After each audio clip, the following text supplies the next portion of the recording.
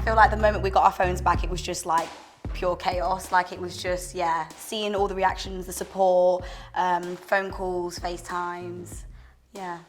Yeah, the moment I got my phone back, to be honest, I wasn't missing it. I didn't really want it back, but it's obviously nice to see the support and to see that me and Danica did actually have a genuine connection. So it was good to see people support us. Yeah, we generally didn't want our phones back. Like, I was like, you can keep it. I was like, I don't want it. Yeah. I don't want it. I've got used to without it. Literally looked at it and put it down after like 10 minutes. Yeah, literally not interested. But it was nice to see the support. Yeah, definitely. No, we've not met each other's families yet. I've literally went home yesterday and Danica went home yesterday and then was back here today doing these interviews. But yeah, literally not even had 24 hours at home. No, so obviously when the time comes, we're happy to meet each other's families, definitely. Yeah, definitely. Mum's already got a couple of nice things to say about you. Has she? My nan really likes you as well. Good. And I was like, the only man in there that I liked was Jamie. I was like, Nan, who did you like them for the last like 4.5 weeks before? But yeah, no. Save the best till last. Yeah, always. I think when it comes to like having like rejection or being pied off, for example, like it's always going to knock you a little bit, like confidence wise. But I feel like I'm a very confident girl. I know what I bring to the table, and I knew that somebody would see that eventually, even if they couldn't see it, like the other guys in there, if they couldn't see that. But yeah, I feel like it does knock your confidence when you sort of keep constantly getting pushed back. But I always believed in what like I had to offer somebody, and I know that I'm a great girl with good assets and people would be very lucky to have me. So yeah, gotta believe in your own source, always. I mean, I think, yeah, you being a footballer, you know, there is a bit of a stereotype. I thought, am I gonna get myself hurt again? You know, I don't wanna be hurt for the 6th time in here, please. I can't cope with it anymore. Just give me a nice man, you know? And so we had that little conversation, but like James said, you know, he's 27, he's done that, he's got it out of his system. And since being out the villa, you know, he has done nothing but just be a gentleman and just, yeah, be my hype man always. So I feel like you have proved to me already in the short amount of time we've had out that you are serious and that you're not gonna be that typical cheeky footballer boy. No, I mean, I can only say so much, but like I said, actions speak louder than words, don't they? Of course, yeah. So, and we have spent a lot of time together in the villa, and then when we got dumped from the island, we spent another week together. So like we've spent a lot of time together. Yeah, so and we did go out after the final. Yeah, we did go out after the final, yeah. You were still very well behaved, so it's I all was good. well behaved, yeah, you weren't, you know, dancing with all the girls. It was still very much, you were good. And that was after a few drinks, That wasn't it? was, yeah, so it's all right. The trust is there, I believe him. The whole time we had together, we spent together, so like on screen, I feel like we might not have had the airtime that we actually did spend with each other. We did spend a lot of time together and we had a lot of conversations, but like Danica said, like not everything's going to be shown, obviously. No, and we were in the pool so much, like just getting told off. Yeah, moping around, like bobbing around in the pool.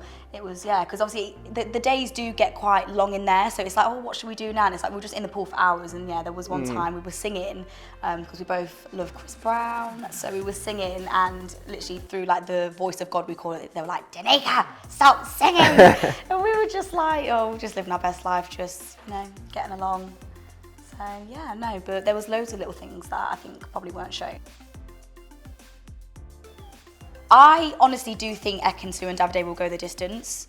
Like, Ekin-Su is 28 this month, Davide is 27. They're mature, they genuinely do love each other from what I'm aware. And we lived with them. You know, this is not just a TV show, this is reality for us, and that was our bubble and that was what we were used to. So yeah, I think, yeah, we saw it, they definitely have fallen in love, and I do think they'll go the distance. I do 100%. As well. Like we mentioned before, we only see an hour a night. And like when they're just spending time together and we see them together, we can see the genuine connection. So yeah, I agree, they will go the distance. I'm surprised they didn't have a Love Island wedding right there and then, to be honest. Literally. Like Ekin, she's absolutely dying for it. Yeah, literally. They'll probably be popping out a baby in the next like 2 years or so as well, which would be amazing. I feel like my most difficult moment was probably after the Billy situation. You know, I'd remained really strong throughout the whole time in there. Don't get me wrong, there was a couple of tears behind the scenes, you know, but you know, composed woman, held it together. Didn't want to let anyone, you know, see that they'd got me down. But I think when it was like the Snog, Marry, Pie challenge and Billy literally just completely aired me, and then obviously there was the debrief situation with the boys where I felt very sort of disrespected as a woman, and I think it just all got on top of me, and that's when you really saw actually that I am a human being and I do have the emotions, and yeah, I just broke down really, and that was really hard. And I've actually watched it back, and I actually feel so sad for me.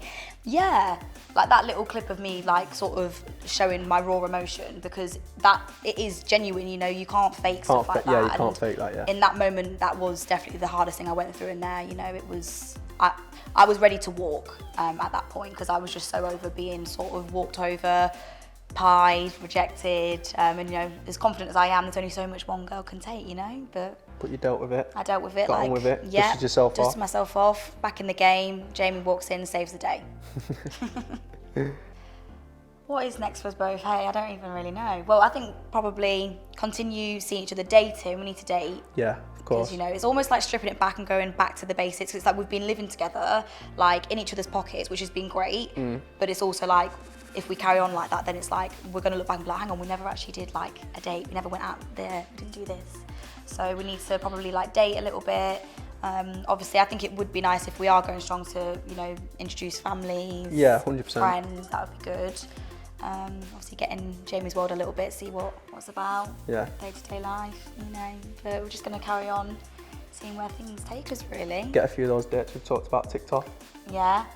Go-karting. Clubbing. Yeah, clubbing. Yeah, nice meals. Yeah, can't wait. But yeah, we're just definitely going to see how things go, continue seeing each other 100%. Yeah, it's going to be good.